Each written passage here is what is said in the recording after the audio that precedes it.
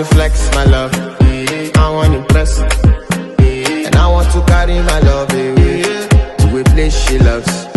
I'm a man.